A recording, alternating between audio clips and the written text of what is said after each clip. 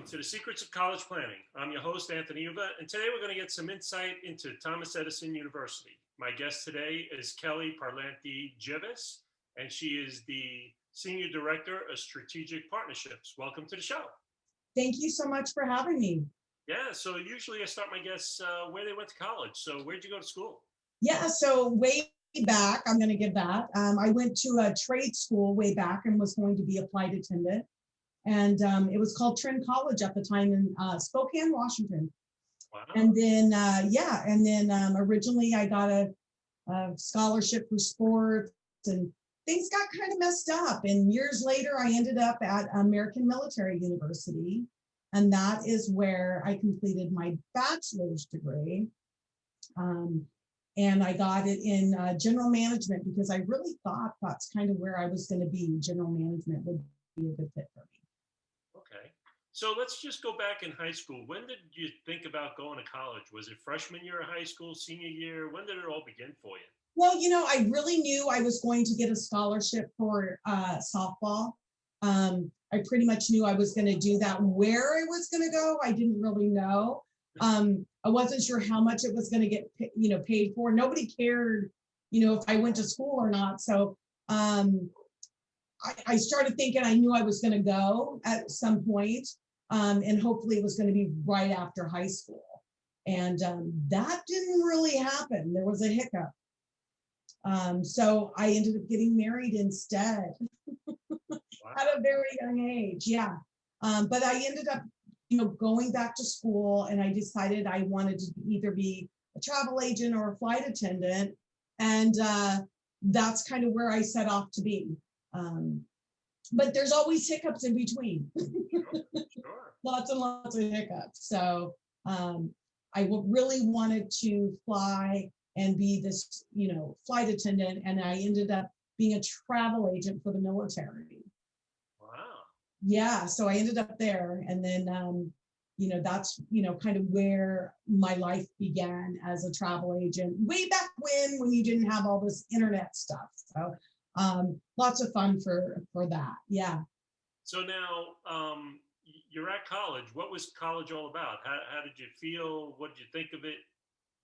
Yeah, so I loved college. I really did. I for me, it was a goal. There wasn't anybody in my family who ever went to college except for my brother, and he didn't complete a degree. So for me, it was like I had to do this. I had to make my mark, and I wanted that education. So I was determined.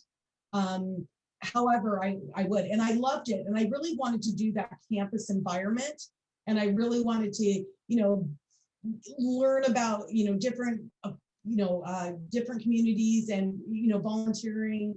But again, obstacles happened, and we ended up moving, to England, the military. My husband was in the military, and so that kind of put a damper in some things, and I waited. I didn't go to school for a while. I kind of got interrupted, and I decided to work. But the one thing that I really did, and I think kept me alive, was I didn't stop with my resume, regardless if I was in school or not. So I always had this goal of what I kind of wanted to do somewhere. And I said, let me just stay active, let me be a manager. No matter where I go, let me just be a manager, because I thought it was going to help me a little bit.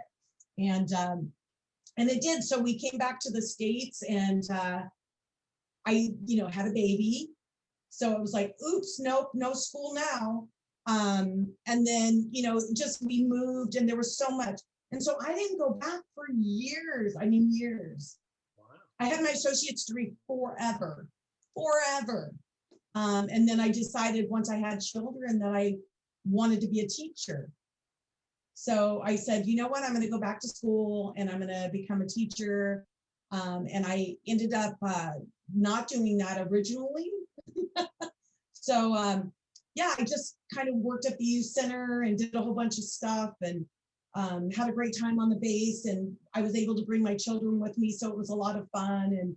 And then where my kids went to school in kindergarten, they asked me if I wouldn't mind being a teacher's aide. And I said, yes, I would love that. That's kind of where I want to be. And so I did that for a while, and then a commander. Where I am today is not where I'm supposed to be. That's just a true story. A commander came to me and said, listen, Colonel Garzina, I'm going to throw his name out there. And he said, hey, listen, I have this great job for you. And he said, it's in finance.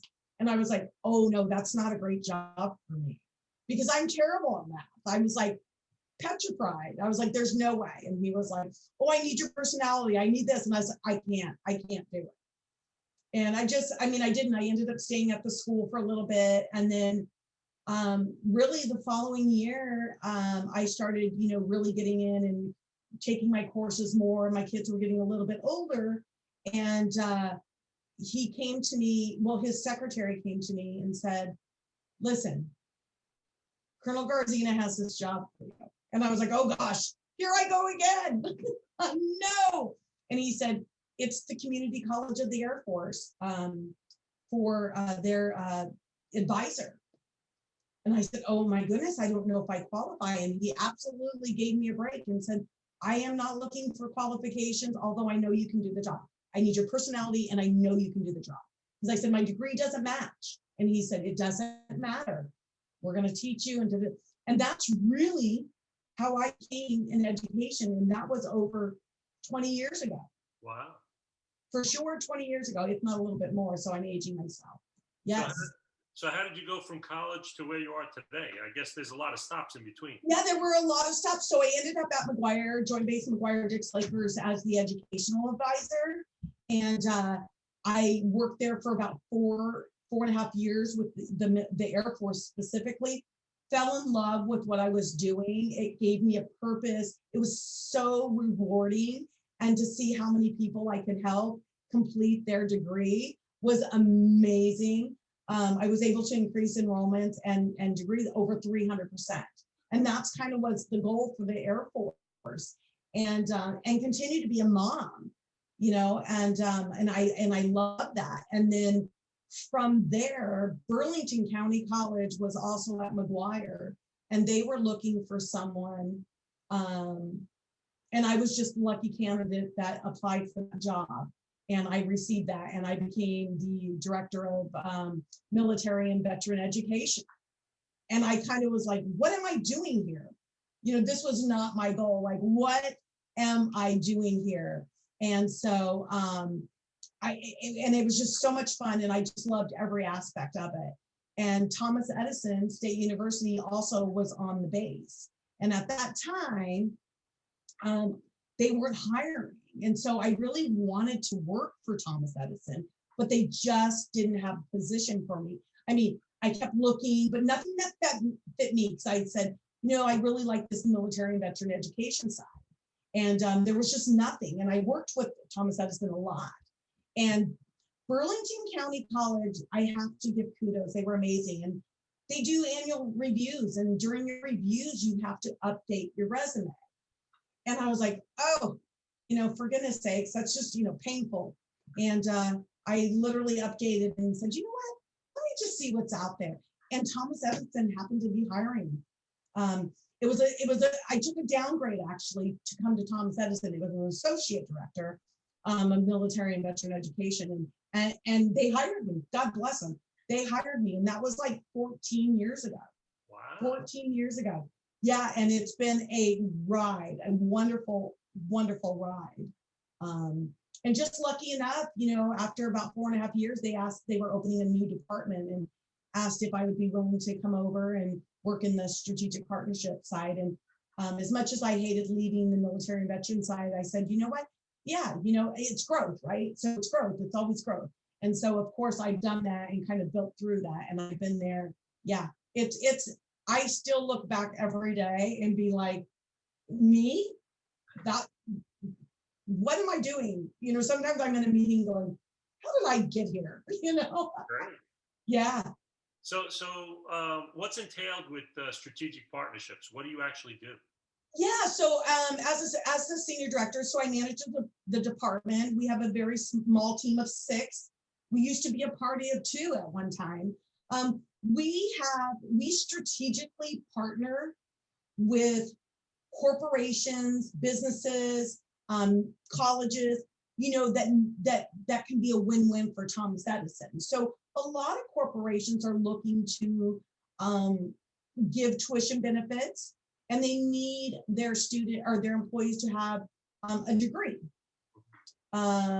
One of our corporations requires a bachelor's degree, and they actually pay 100% for their employees to come to Thomas Edison. Wow. Yes, and then we also have a lot of airlines that we work with, some airlines specifically, that they, are helping their students, and they come to Thomas Edison. One, it's so convenient for them. We start courses at the undergrad level every single month. So for those people, it's very convenient, cost effective, but we're looking strategically to partner with corporations that we can help. What are they looking for, to enhance their employees? Is it skills? Does it just require a degree? Is it training? So we work with them to decide, hey, listen, what can Thomas Edison do for you? And in return, what we can do for them. And it's been an absolute pleasure to work with some amazing corporations.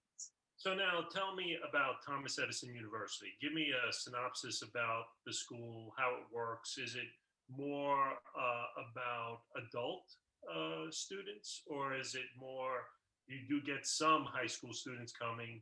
Well, give me a synopsis of what the school is. Of course. So we're tailored to the adult learner.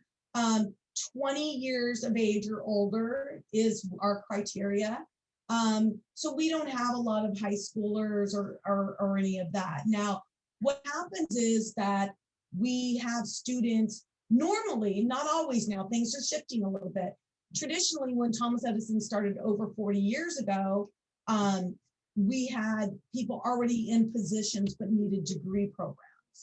And we are allowed, we look at training that they have received, their personal training they've done, certificates, military training, and we're able to bring all of that and help them complete their degree because we award credit for what you already know. We're very flexible in our learning, and we're also, I think we have one of the best transfer policies around. I mean, it's 80 credits, up to 80 credits from a community college that we can take, and really 114 from, other places that you can accumulatively take with us. So you can see that the transfer. Is it a 2-year school or is it a 4-year school? We are a 4-year state institution. We are regionally accredited. And so what people don't really know, we're in New Jersey. So sometimes people are like, where's Thomas Edison? And then they're like, yeah. But really, I mean, we're a nonprofit state institution. We are really, really making our mark on New Jersey. And, during this pandemic that we're having, Thomas Edison has not stopped. I couldn't be more proud to be a part of the university. We were able to help hundreds of people complete their degrees that they weren't able to do because Thomas Edison didn't change anything. We were here.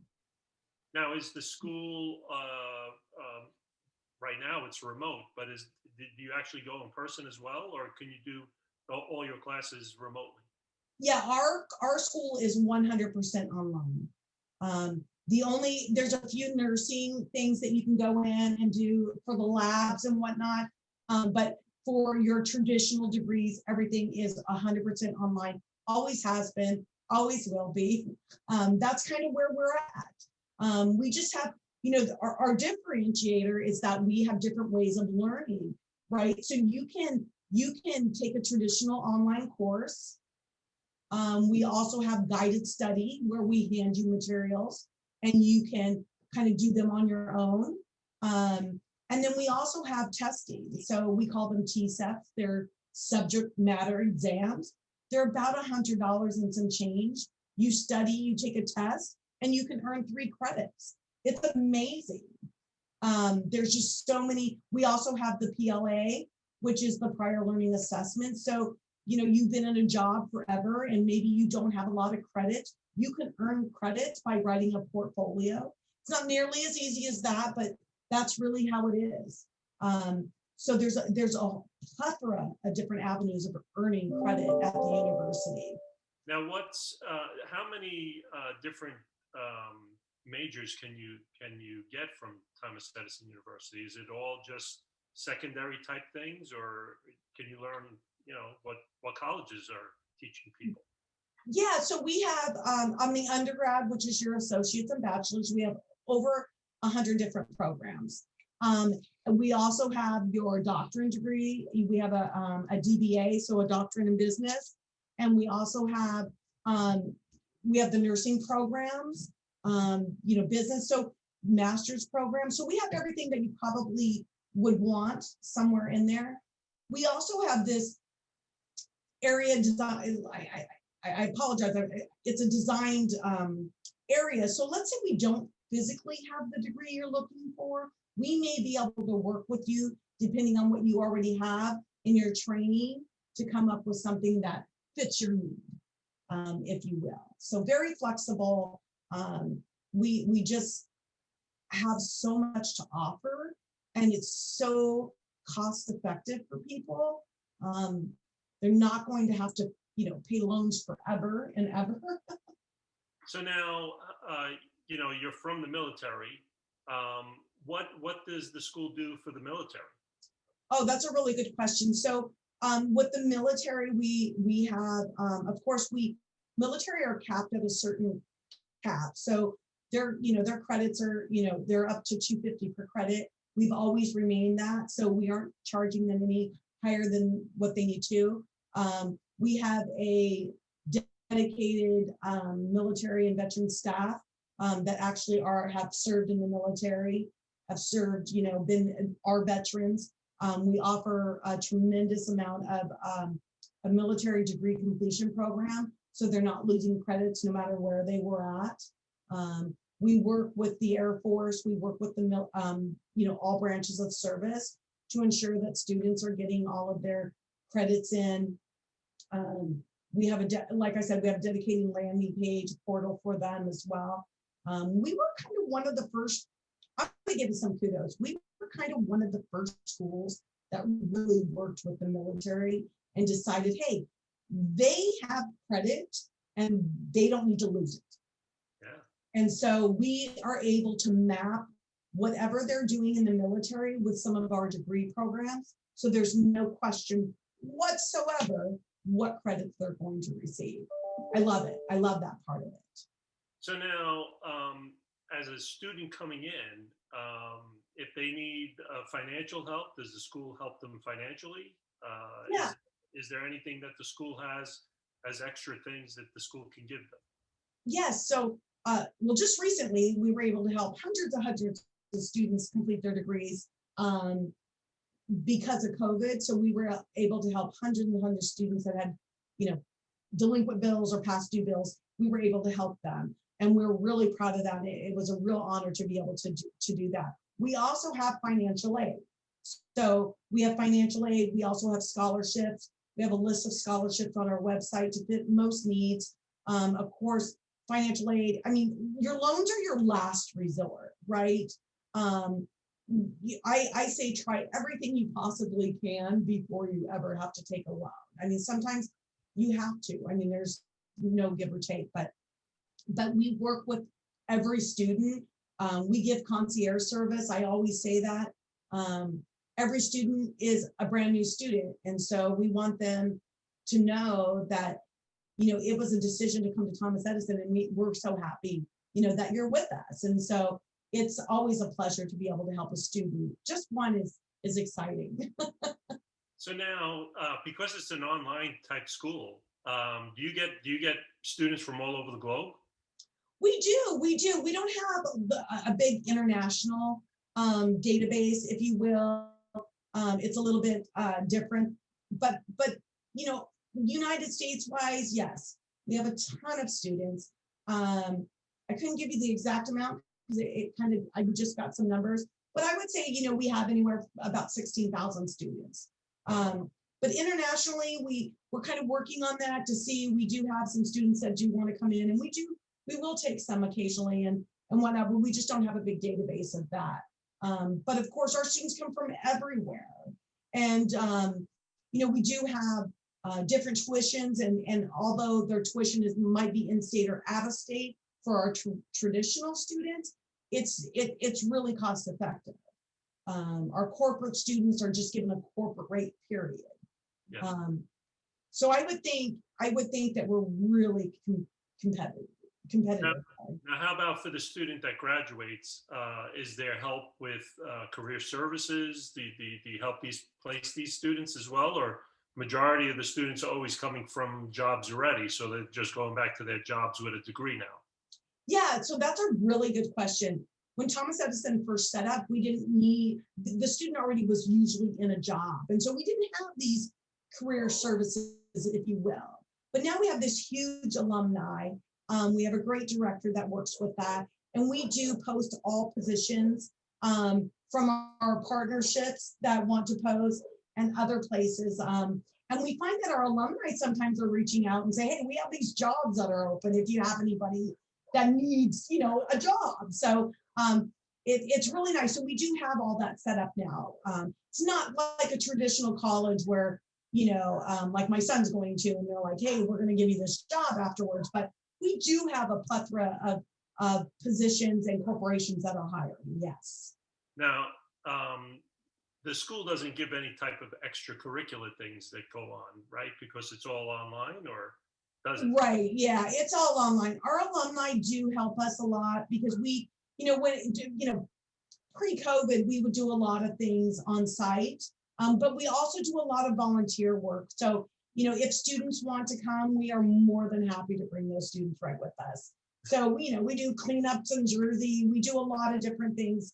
And our nursing students too, they do a lot too. So I don't want to tell you no, but we do offer, if our alum want to, if we're doing something or we need, volunteers, we're happy to. We want our students, and we love to have the students that interact with us and different things. So before COVID hit, did you get a good majority of people that actually came to the school?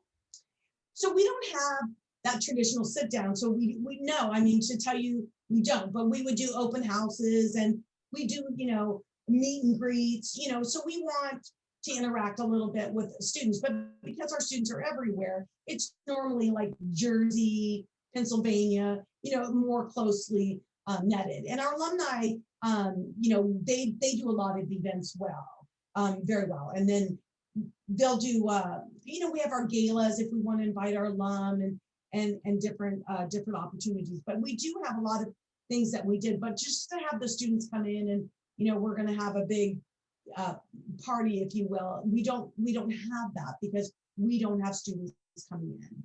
Yeah. So how does the school promote itself? That's a really good question. My goodness. So we have billboards that are out and around. Of course, emails, geo-targeting. We can do a lot of different things, and of course, personal recruiting that we have. Excuse me. So I personally and my team, along with a couple other people, we go out, especially with our corporation. So that one corporation, I spend 3 or 4 months traveling all over doing presentations, and and I have to say, the university, our deans speak at public events. They do a lot. Our president is absolutely amazing. She will, speak to different forums and boards. And so it's very well known as far as recruiting that out there. I don't want to say that our president's recruiting. Of course, I don't want to say that, but she's always speaking at events. We might have the Department of Labor that asked to be in one of our rooms to do a conference, and they always ask her to come in and speak.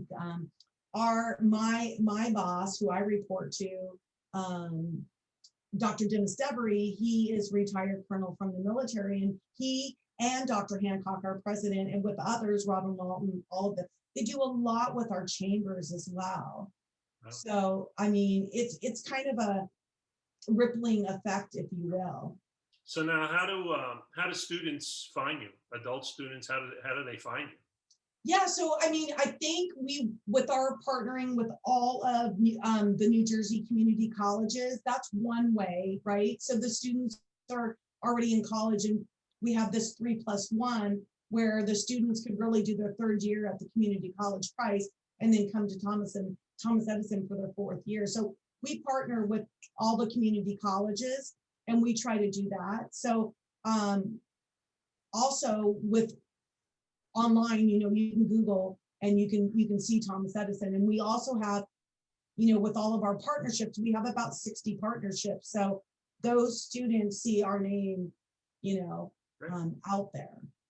So we're coming to the end of our show, and usually I ask my guests, what advice do you want to give to the students that are watching this? What advice do you want to give them? I would have to say that I always tell my students, listen, you don't know what you don't know, but we are here to help you. If you're even thinking about it, you might be closer than you think. There are a lot of people that are, I want you to get scared. Don't be, because you can't finish, you know, what you don't start. And so if you're just thinking about it, you know, take that first step, find a college or university that is going to fit your needs and have the best experience. Because if you have a bad experience, you're not coming back. And maybe you did in the past, but try it again. Try it again. You can complete this. It will change your life. Great. Well, Kelli, thank you very much for coming on the show. I really appreciate it. Well, my pleasure. I've had a blast. So thank you so very much for having me. Yeah, so you've been watching The Secrets of College Planning. I'm your host, Anthony Uva. Until next time.